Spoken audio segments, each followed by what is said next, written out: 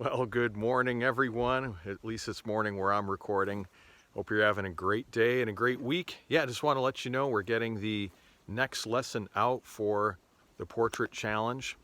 I'm going to be calling it applying the first glazes to your acrylic portrait.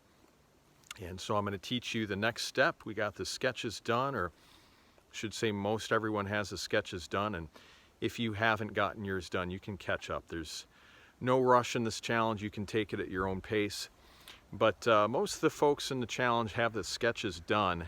And so we're going to proceed with the next step. I'll show you how to seal the sketch in, how to mix colors, to apply for the first few glazes to get this sketch transitioning into a painting. So I'm excited to teach you, and that's going to be coming out hopefully tonight. That's the plan, to record the lesson and have it out tonight. So look forward to teaching you. Just want to give you a little update, little heads up when the next lesson is coming out. So have a fantastic rest of your day, and I look forward to teaching you this next step of applying glazes to your painting. All right, God bless. We'll talk to you soon.